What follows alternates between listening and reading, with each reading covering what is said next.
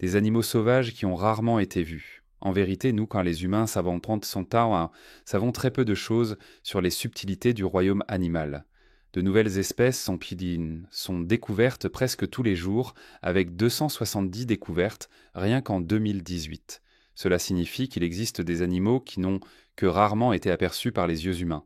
Certains d'entre vous n'en ont peut-être même jamais entendu parler. Ce sont des animaux sauvages qui ont rarement été vus.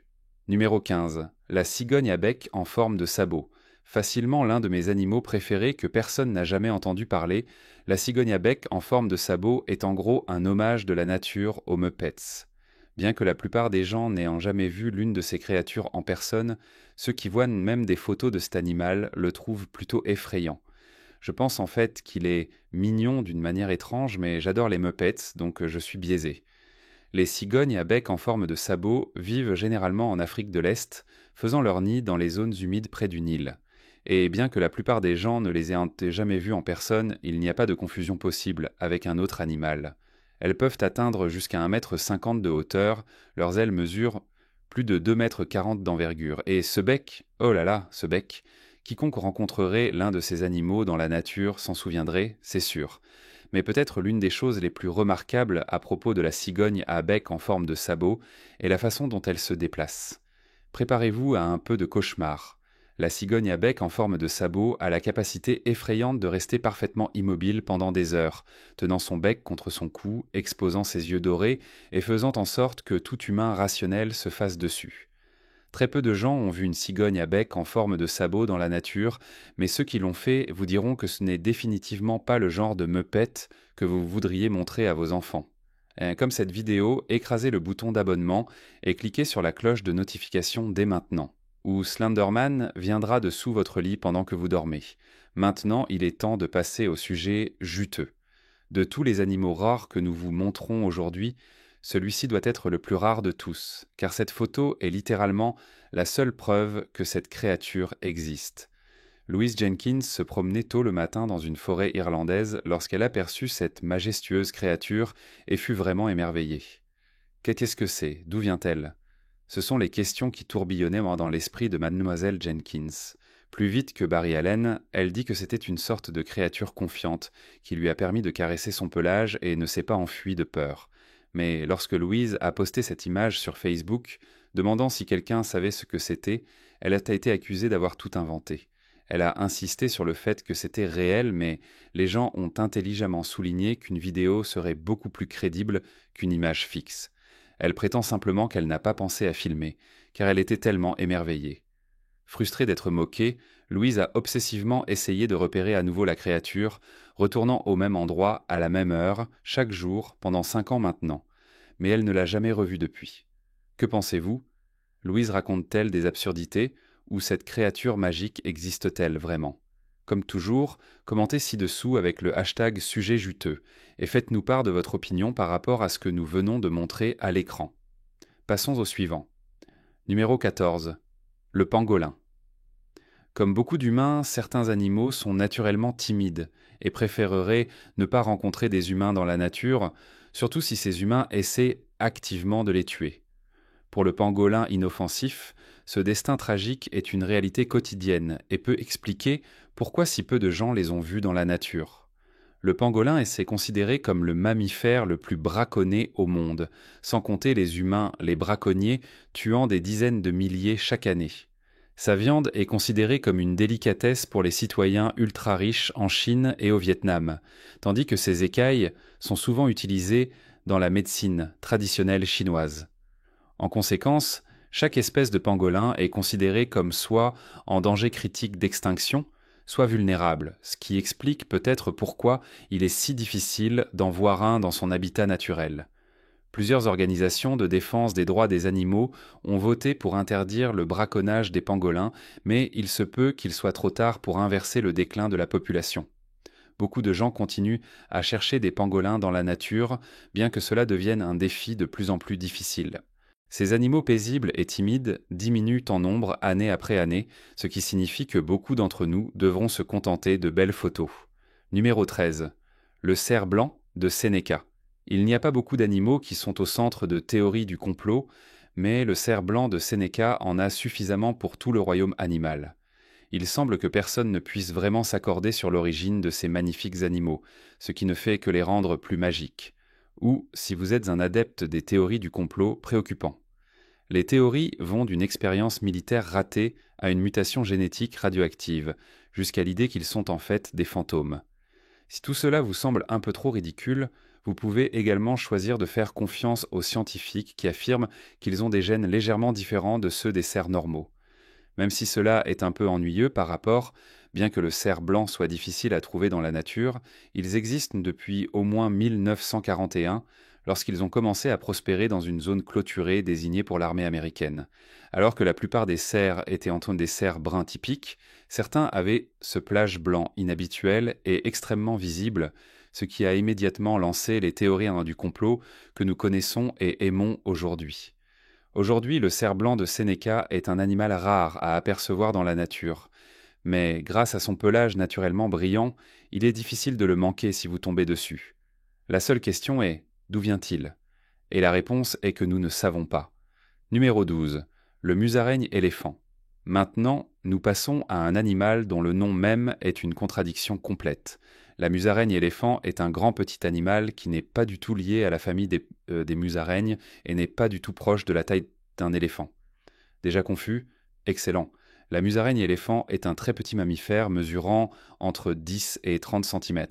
Cependant, malgré ce petit cadre, ils sont plus étroitement liés à des animaux comme les éléphants qu'à n'importe quel type de véritable musaraigne, ce qui explique le nom, si ce n'est la génétique.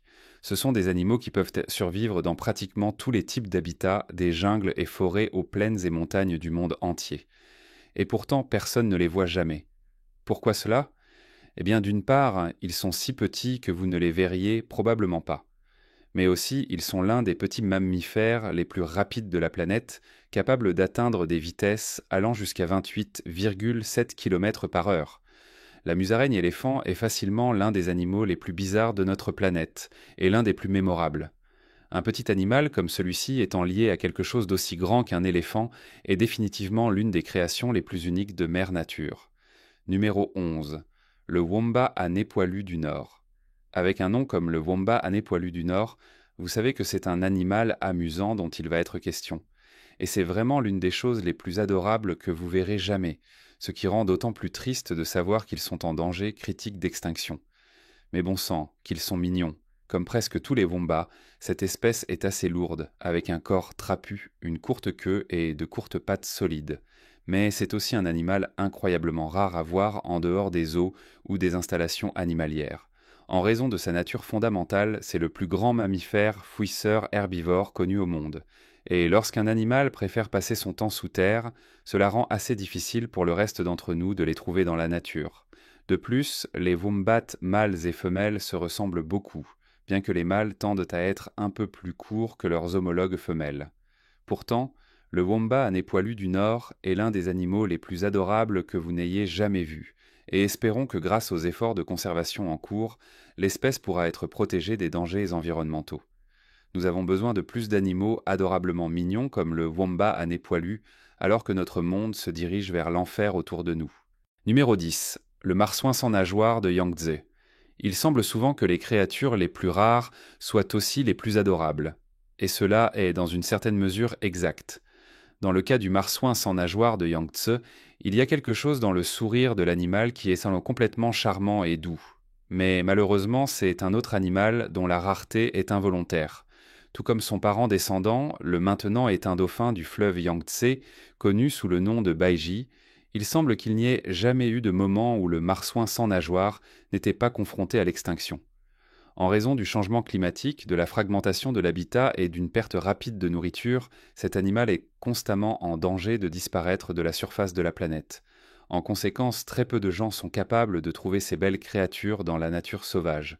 Pourtant, au moins, nous avons des vidéos et des photographies pour nous rappeler à quel point elles sont vraiment magnifiques. Aujourd'hui, il n'y a que 1012 marsouins sans nageoire dans le monde, faisant de ceux-ci une espèce en danger critique. Bien que certains marsouins soient en vie dans des zoos et aquariums à travers le monde, il est presque impossible de trouver l'animal dans la nature sans beaucoup de chance. Numéro 9. L'éléphant pygmée de Bornéo. Si est la plus grande petite ville du monde, alors l'éléphant pygmée de Bornéo est sûrement le plus petit grand éléphant du continent asiatique. D'accord, donc ce n'est pas aussi impressionnant quand vous le formulez comme ça, mais ça sonne tellement bien que nous n'allons pas revenir en arrière maintenant. L'éléphant pygmée de Bornéo est le plus petit éléphant du monde, et est, comme on peut s'y attendre d'après son nom, incroyablement mignon. Avec son visage de bébé, son gros ventre, ses grandes oreilles et sa longue, longue queue, ce sont les éléphants les plus adorables du monde. Sérieusement, Dumbo n'a rien sur ce petit gars. Cette adorabilité a du sens, car ces animaux sont les descendants des éléphants domestiqués appartenant à des sultans au XVIIe siècle. Ils étaient essentiellement des animaux de compagnie pour les riches. Grâce à l'évolution et au changement génétique, les éléphants de Bornéo sont devenus beaucoup plus petits, bien que leurs oreilles aient continué à grandir, leur donnant leur apparence unique. L'éléphant pygmée de Bornéo est considéré comme une espèce menacée, avec très peu vivants dans des zoos à travers le monde. Pour ces animaux très doux, leur sécurité et leur bien-être dépendent entièrement de la protection de leur environnement, ce qui est peut-être pourquoi ils ne sortent pas souvent dans la nature. Numéro 8. Le couscous à taches noires. Contrairement à la croyance populaire, le couscous n'est pas la version vivante du grain de même nom. J'ai dû vérifier plusieurs fois parce que j'en étais convaincu.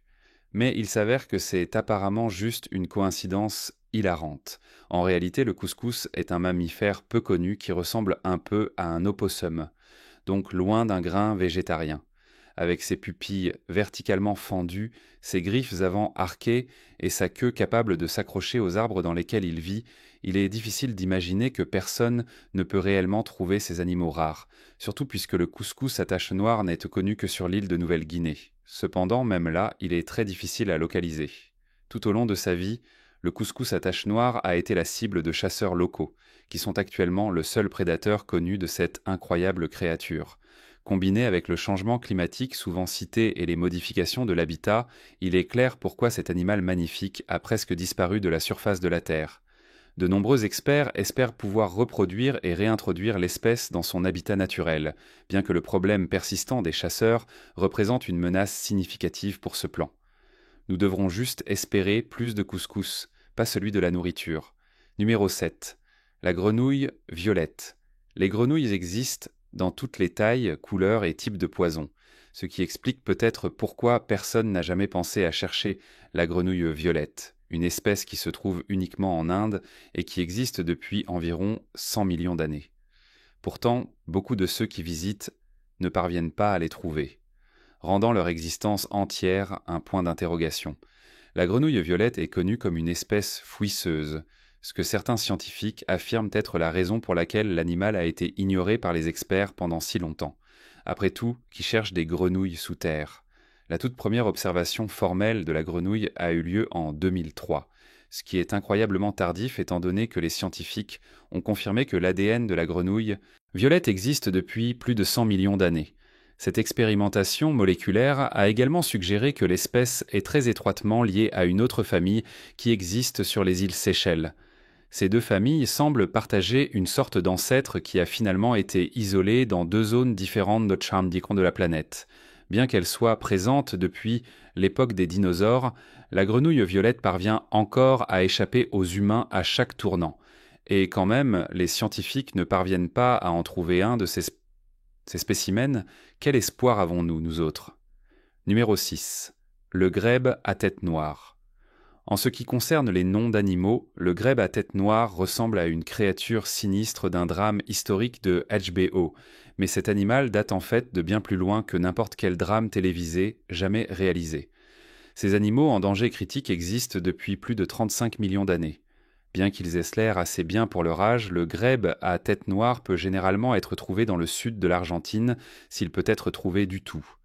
Bien qu'ils soient des oiseaux assez remarquables grâce à leurs plumes noires et blanches, ils ont été classés comme une espèce en danger critique. On estime qu'il ne reste sur la planète que 800 à 1000 oiseaux individuels, en raison de l'impact dévastateur que le changement climatique a eu sur leur habitat naturel. Avec moins de neige, les lacs s'assèchent, tuant de nombreuses sources de nourriture dont le grèbe dépend. Couplés à leur très faible taux de reproduction, ces animaux semblent avoir de nombreux loisirs qui les tiennent éloignés du temps de reproduction. Cela signifie que peu de grèbes à tête noire peuvent la survivre et prospérer. Grâce aux efforts de plusieurs organisations, la population de grèbes à tête noire est maintenant stable, bien qu'elle soit toujours en danger critique. Bien qu'il soit difficile de voir ces animaux dans la nature, ils sont heureusement toujours avec nous. Numéro 5. L'aigle des Philippines. Nous arrivons maintenant à une véritable contradiction de termes. L'aigle des Philippines est le plus grand oiseau du monde, en termes de longueur et d'envergure. Pourtant, c'est aussi l'un des oiseaux les plus rares et les moins vus sur la planète. Essayez de comprendre cela. Également connu sous le nom d'aigle mangeur de singes, cet oiseau est l'oiseau national des Philippines et peut vivre jusqu'à 60 ans. Au départ, on croyait qu'il se nourrissait uniquement de singes, d'où son nom alternatif, bien que cela ait été par la suite prouvé faux. En essence, on pense que l'aigle des Philippines est le prédateur apical dans son domaine, capable de se nourrir de presque toutes les proies qu'il considère dignes, des petites chauves-souris à un cerf de 14 kg. Pour vous donner une idée, l'aigle des Philippines pèse en moyenne entre 4 et 8 kg, donc il mange quelque chose qui pèse le double de son poids.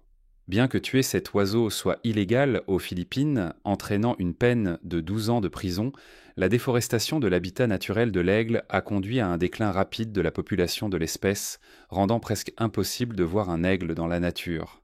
Numéro 4. La grenouille de Darwin du Sud. Pouvez-vous deviner qui a découvert cette grenouille ? Oui, vous l'avez deviné, Charles Darwin lui-même a découvert cette grenouille inhabituelle au Chili. Alors qu'il voyageait autour du monde sur le HMS Beagle, elle a été redécouverte par un zoologiste français, André-Marie Constant Dumereau. L'animal a été officiellement nommé la grenouille de Darwin du Sud. Cette espèce rare peut être trouvée en Amérique du Sud et préfère prospérer dans les forêts, les clairières et d'autres zones naturelles près des rivières et ruisseaux à courant lent. Mais toutes ces informations sont en quelque sorte inutiles car personne ne voit jamais la grenouille de Darwin du Sud grâce à ses tactiques de camouflage uniques. Bien que les caméléons et d'autres reptiles aient une incroyable capacité à changer de peau, la grenouille de Darwin n'a pas besoin de changer quoi que ce soit. Grâce à sa couleur brun-vert, cet animal se camoufle naturellement. Lorsqu'il essaie confronté à un prédateur potentiel, la grenouille s'allonge au sol comme si elle était une feuille morte. Et, incroyablement, cela fonctionne. Mais cela signifie aussi que personne ne les voit vraiment. La grenouille de Darwin est maintenant classée comme une espèce vulnérable en raison de la perte d'habitat causée par la déforestation et le changement climatique. Mais il est également tout à fait possible que l'espèce n'ait jamais été aussi saine et que nous soyons tous simplement induits en erreur par ce que nous supposons être une bande de feuilles mortes. Numéro 3. Le paresseux pygmée à 3 doigts. Je ne sais pas exactement ce que c'est, mais il y a quelque chose dans le paresseux qui est incroyablement attachant. Peut-être que c'est juste sa façon paresseuse de vivre, ou le fait qu'il soit simplement adorable. Mais il y a quelque chose à propos de ces animaux que vous ne pouvez tout simplement pas vous empêcher d'aimer. Eh bien, celui-ci pourrait être encore plus mignon. Après tout, tout ce qui est pygmée est mignon.